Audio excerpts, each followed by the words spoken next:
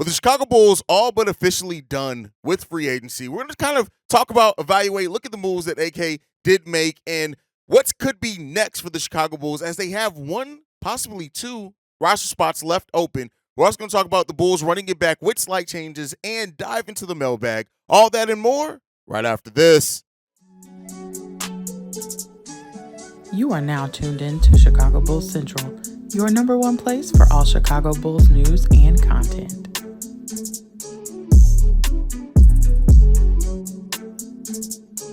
What's going on, Bulls fans? Welcome to another episode of Chicago Bulls Central, your number one spot for everything Chicago Bulls related. I'm the host here, Hayes, but more importantly, you can follow the channel at Bulls Central Pod on every social media platform we happen to be on. But with that being said, let's go ahead and get into the content for today. First up, the Chicago Bulls free agency is all but over, basically. When you look at the Bulls, after signing Ayo Dosunmu to a 3-year, $21 million contract and Erlop Bitsum to the last two-way deal that the Chicago Bulls had left open, the Bulls now have one roster spot open, two if Carlik Jones' contract is not guaranteed. So what does that mean? With the Bulls sitting slightly below the luxury tax now at this point, without going over that, the Chicago Bulls are simply, they have only two spots left open for veteran-level contracts. So that means that a vet minimum player is coming back to the Chicago Bulls. Now, they may hold on to Carlik Jones, considering that they already have him in the building, but you never know, especially if the Bulls look and they want to kind of have more size at the back end of that bench. Carlik Jones could be, non-guaranteed as well. But overall, that's where the Bulls sit right now. We sit slightly below the luxury tax. We still have a lot of our mid-level exception to be able to use, and we have a full biannual exception as well, with the disabled player exception coming in on top of all of that. What does that mean? The Bulls still have assets and avenues to be able to add to the team if they choose to do so, right? But the fact of the matter is, as we're a team that does not go into the luxury tax, it's not looking likely that the Bulls are going to be spending any of that, at least not right now, to really go into that luxury tax area. Now, I could be wrong. Maybe I hope to be wrong on that. You never know. We may see something change, mix up, and then the Bulls do use either one of those exceptions if what AK said is true. But ultimately, the Bulls are pretty much done with free agency. That's it. They're done. They don't have the open roster spots. We have one left. We don't have the room underneath the luxury tax, where I think we sit right now a little over $2 million below the luxury tax. That's it. That's what the Bulls have to operate in. And so if the Bulls are going to use that, it remains to be seen. But more than likely, a vet minimum signing is coming. That may be Rudy Gay, maybe Javante, maybe bring DJJ back, maybe even a JaMychal Green, right? Those are kind of the players that the Bulls have left to really add to this roster with the space that they have available. They're not going to probably make the huge deal or anything like that unless it's a complete change in mindset and methodology for the Chicago Bulls, and they do just go into the luxury tax. But that doesn't seem very likely. So it is what it is. The Bulls are primarily running the team back with slight changes when you look at adding Javon Carter, Torrey Craig, and the Bulls are very well hoping that those signings pay off. When you look at, even potentially putting both of those guys in the starting lineup, what they bring with point of attack defense, what they bring with shooting could help balance some things out. Hopefully Patrick Williams does show enough as well in training camp to really be ready to have that starting power forward position, but Torrey Craig ain't going to let him get it easily. So the Bulls are hoping that their additions, the in the margins areas that they made, the smart additions that they made to this team with the three-point shooting and things help kind of fill this team out a little bit more than what it was initially. And so we're basically now starting off this season with an additional defender and shooter in Torrey Craig than what we had last season. And then we're starting off now with our Pat Bev replacement in Javon Carter rather than acquiring him as a midseason buyout, right? So that's where the Bulls are. They're hoping that those acquisitions pay off big for the Bulls. They're also hoping from internal growth from their young players, which we broke down on yesterday's video, asking which one of the young players is most likely to have a breakout season for the Chicago Bulls. But that's where we sit. That's it. And so the bigger question that now kind of my mind shifts to isn't just about the roster. It's now about the coaching staff, right? Is Billy Donovan going to coach and use this roster better to their strengths? We saw times last season where we just didn't. Is he going to trust players to be used, right? That's the thing. Now the biggest question ahead of the Chicago Bulls is how much change and internal growth is going to come from Billy Donovan. I'm not expecting Billy to change his whole system. I'm not expecting Billy Donovan to change his spots in a way, but I'm expecting him to change the utilization, right? And that's what we're going to hope to see. Better lineups, better rotations, letting guys cook when they are rocking and rolling rather than, make these substitutions that seem like you just have a time limit on certain players. Like, we want to see that. And that's where the coaching can grow the most. I don't know how much faith I have in that coaching changes coming from Billy Donovan because, once again, it's Billy Donovan. But I am hoping that, that's one of the parts of this that can make this puzzle all fit together as well, too, if Billy Donovan just has better player utilization. We'll see, man. I don't really know how high my hopes are for that because Billy Donovan is going to Billy Donovan. He's going to chew some bubble gum, and he's going to make bad defensive adjustments. That's just one of the things you can bet on with Billy Bubblegum Donovan. But ultimately, I guess we'll see, man. I guess we'll see. I still have hopes for a lot of the young players on the roster as well. And ultimately, I like the offseason that AK has had. It's been a very smart offseason. Has it been the big blockbuster trade offseason that I'm sure some Bulls fans and basketball fans in general always want for their team? No, but it has been smart, and contracts have been pretty smart as well. But all right, let's go ahead and get into the mailbag portion of today's episode. We're going to get into this first voicemail, and this one is from Q. Hey, Hayes, it's me, Q. Been a while, but I really hope you do use this voicemail because what I was thinking of, I find it a little bit fascinating. So this off season hasn't necessarily been the most eventful, hasn't necessarily been the most intriguing. But the one thing about AK that I find very interesting is that he, before he's mentioned we're in win now mode, that he's trying to build a roster to help with winning now. And that's great and all, but it just seems like one of those situations where, like, his actions are not necessarily matching with his words. It seems like this offseason he's been way more passive than aggressive. And usually when you're trying to win now and you're trying to build a team that can, you're a little bit more aggressive when it comes to trying to get players. And it just seems like AK has been very passive compared to a lot of other GMs in the league. And to be honest, I think a team like the Pacers and their GM has done a way better job of really trying to build their team this offseason with some of the trades that they've made. And not like those trades were unreasonable or unrealistic. I just think that in this type of situation, we have an organization that's constantly talking about they want to try to win now, but their actions are very docile, very passive in terms of trying to get people to help with that. And yeah, I just want to, kind of pick your brain and see what you think about that, about how the actions are not necessarily meeting the words. And yeah, just wanted to say that and keep up the good work, man. All right, so here's the thing. I get what you're saying as far as, like, you use the Pacers. I don't know if that's the best example either. The Pacers literally they traded for Chris Duarte and Obi Toppin, and that's really it.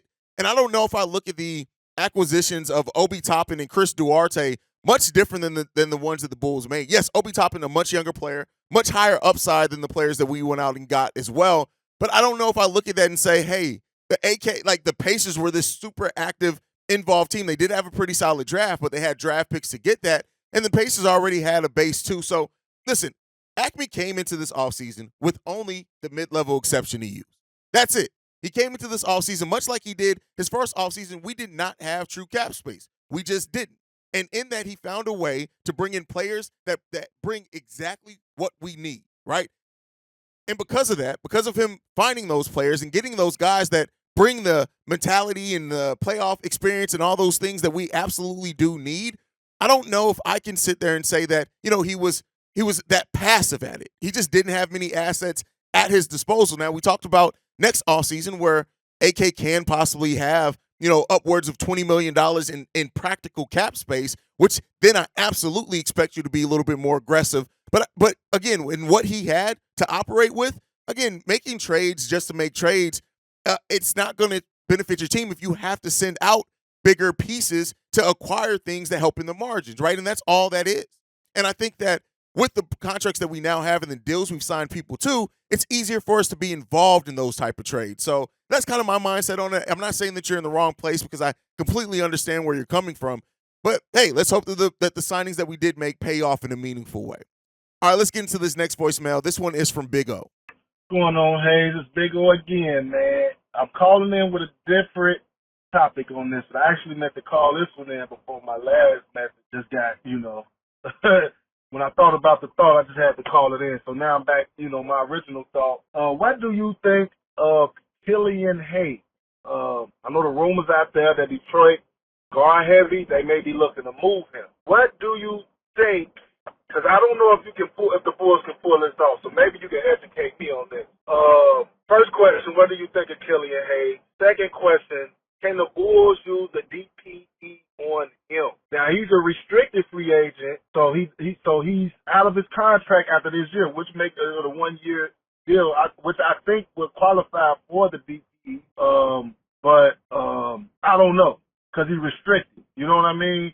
So I don't know if the Bulls can go for him.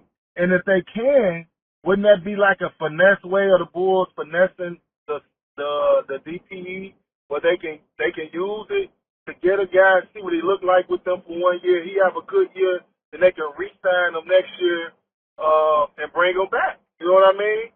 Where it can work out for both sides. Where if the Bulls ain't just using it for a 1-year rental for a guy to just walk away next year. You know what I mean? Just a young guy. I think he's a good player. I think it's still some untapped potential. I think he got some playmaking ability. 6'7". He got a nice 3-point shot. He still needs some development, but I think he got a lot of what I think Billy Donovan will like. I think he'll fit good in Billy's system, and he got the height. We know for the AK and Billy Love. 6'7" guards that can play multiple positions, guard multiple positions. You know what I mean? So, I kind of like the idea if the Bulls can pull that off, because I think that would be a good opportunity to use that player injury, the injury exception, and then sign him back next year for, as an unrestricted free agent. I don't know if it's possible, but enlighten me on that. Either way, I do like the kid. I think it still should be a guy the Bulls to have their eye on in case they lose Ayo. So, keep doing your thing, brother. I'll be listening in and talk to you soon. Go Bulls. Killian Hayes. Here's what I'll say about Killian Hayes. Still a very young player. I think he's still only 21 years old. Hasn't really had the stats that jump out the sheet at anybody or anything like that. But he is a taller guard, 6'5", 195 pounds. Not quite the 6'7" you mentioned. Maybe 6'6" with shoes on. Something like that is maybe what you're referring to. But hasn't shot the ball well at any point of his NBA career yet. He averages an overall field goal percentage of 37% for his career. Has not had a single season in which he shot the ball higher than 40%. From three-point range, he's 27% from three. Here's what I'll say when it comes to Killian Hayes. I'm good, bro. And that's not to say that, if the Bulls added him on a back end of the bench, but ultimately, I don't see Killian Hayes much different than what I view like an Ayo Dosunmu or a Dalen Terry. Yeah, better offensively talented. He's averaged more points than them for sure, especially last season, I guess, averaging 10.3. But I don't know, man. There's a reason why Detroit fans are kind of over Killian Hayes. And again, very raw still, 21 years old, still has more than enough time. I'm not saying that he can't turn it around, because he absolutely can. Killian Hayes can absolutely still turn into a hell of an NBA player. The bigger question is now are the Bulls in a position to really be willing to wait for that, right? We have so many guys that we're still waiting for their development. We haven't developed. I don't know if I want to take on another project in Killian Hayes. We have our own first-round pick next offseason. Let's worry about a project then. Is, I guess, kind of my mindset and thought process behind that. Let me know what you guys think on that, though. I could be off my rocker again. I'm old. It is what it is. All right, let's get into the next one. This one's from Quentin. What's up, Hayes? This is Quentin from Let's Talk Bulls. I just wanted to call in. I've been hearing a lot of people the last few weeks talking about the Bulls and their draft picks and just who they thought they should pick and how one person's a better pick over another person. And the biggest thing I think we have to look at is we all know Patrick Williams is talented. The man has a basketball game, but the issue is his mindset isn't there. And that's not something you can just automatically tell. I think as Bulls fans, we have to really sit back and think about what a player could be and that every player is not a guarantee. If Patrick Williams would have came out with a great mindset and he would have been scoring 15, 20 points a game, we all would have said the Bulls found the right pick and that anybody else that they passed on, they were smart to pass on. I feel like this is just something that in hindsight we are looking back on, and now we're saying that these people should have been picked over Patrick. But in the next 2 to 3 years, if Patrick does find that mindset, I feel like a lot of Bulls fans are going to start changing their mind and start talking about how he was the right pick. So I think we just have to kind of really pay attention to how players play in the league and understand that not every pick is a guarantee. Let me know your thoughts on it. P. Will's mindset. Listen, that's the biggest thing. If P. Will can unlock that mindset, unlock that mentality, unlock that dog, a lot of things change for Patrick Williams. I like Patrick Williams. I like his skill set. I like what he brings. I like the potential and versatility he brings as far as how you build out the rest of your roster because he can fit on almost any roster. I like those type of things, but we need Patrick Williams to step up, period. And AK's talked about it. Hell, DeMar, Zach have talked about it. Everybody knows that if you can get Patrick Williams to hit that potential, it drastically changes some things for the Chicago Bulls. It just does. The bigger question just is he going to hit it, right? That's what we keep asking ourselves. Is he going to hit that potential? Is he going to find that aggression? Is he going to get to the place of these things that we see these other young players in places at, right? We need to see Patrick Williams hit that. And I still think he has the potential to. At some point, every season that goes by, you don't hit that potential becomes less and less and less. And so eventually you just got to make that decision on he's going to be who he is. He's going to get to that at some point. I'm not saying we reached that yet, but we get closer and closer to that every season. So that's kind of my thoughts on that. You guys can let me know what you think down below. All right, let's get into this next one. This one's from Edward. Brother Hayes, how you doing? This is Edward Herring. So just watched your episode of regarding who is going to have the breakout season for the Chicago Bulls, and I want to just touch on the topic of Patrick Williams. I think Patrick Williams has to be the one that has the breakout season. But for me, it looks a little different than what you were speculating and what you was hoping that you see from Patrick Williams, because I don't see a situation where Williams is averaging 15 points a game for the season, because that just seems like a little high, given what we know about Patrick Williams, and also given that I think that Zach LaVine is going to have a career high in scoring, and that's saying something, because Zach LaVine's career high in scoring is about 27 points a game. I think with LaVine's going to jump over that, with the additions of Javon Carter and Torrey Craig, and just because I think that we're going to run more. But getting back to the original point, for me, what I want to see from Patrick, like you stated on, to piggyback off what you said, was more aggression and more assertiveness. There are too many moments on the court where Williams was on the court and we didn't really realize he was there. So things I need to see from Patrick in terms of numbers for this upcoming season will be, I would say the ballpark of being closer to 13 points a game. That's a jump from 10 from last year. 6 to 7 rebounds. But the biggest area that I want to see Patrick take a leap in, for me personally, I want Patrick Williams to have 100 blocks and 100 steals in the season. To me, that will be the biggest sign of him being more assertive on both ends of the court. I think, when we know when players play defense, sometimes it translates to their offense being better. And I think that is the area that I want to see Patrick Williams take a leap in. 13 points a game, 6 rebounds, maybe 2 or 3 assists. I don't see him getting 4 or 5 with the way that Vooch, DeMar, and Zach have a high usage rate, and also we're adding Javon Carter to that recipe. So more around 2 or 3 assists, but I want to see the 100 blocks and the 100 steals in a season. I think that would be great. That will put him in the arena of being an all defensive category player for the season. So those are my thoughts. Tell me what you think. See Red, go Bulls. I like how you laid out Patrick Williams having a breakout season, right? The 13 points per game, I can agree with that, right? If you're averaging and that defense is legit, and I like the point that you made of the 100 blocks and 100 steals, I definitely think that could help, right? Overall, we just want to see Patrick Williams realize that he belongs on the court, right? Realizes that they can't stop you, bro. Like, we got to get Patrick Williams to that place of having that type of mindset, and until that happens, it's gonna continue to be questions around Patrick Williams. And I love Pat. I still love the potential around him, the hype around him, everything. Like, I see so many flashes in Pat to be like this really solid to great, like point forward at times. And so, like, he just has to be more aggressive. He has to unlock what's between his ears. Now, I want to piggyback off something you said in that voicemail though. You think Zach LaVine's going to average a career high in points per game next season? And here's what I'll say.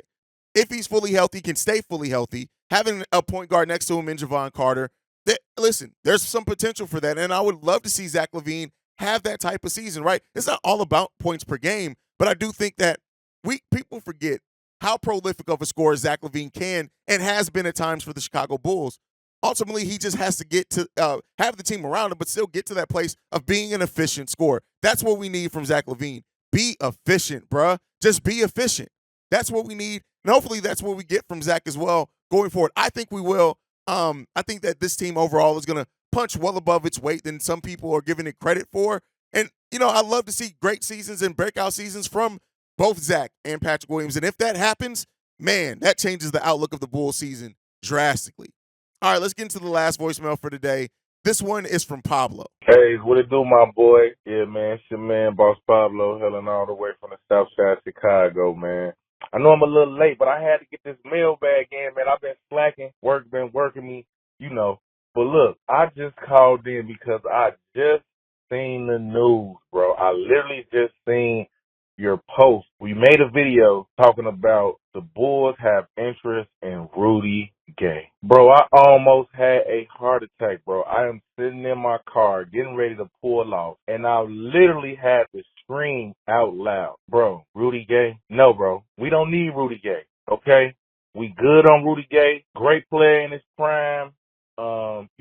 Could go get a bucket. Kind of remind me of a Joe Johnson in his prime. You know what I'm saying? Rudy Gay was not a slouch. He held it down for many, many years. In Memphis, played a couple years for the Spurs. Toronto. Rudy Gay been doing his thing. But look at here. Acquiring Rudy Gay will be acquiring DeMar DeRozan 0.5. Not a 2.0, but a 0.5. The way I see it, we do not need Rudy Gay. We have DeMar DeRozan for everything that Rudy Gay could possibly bring to our team.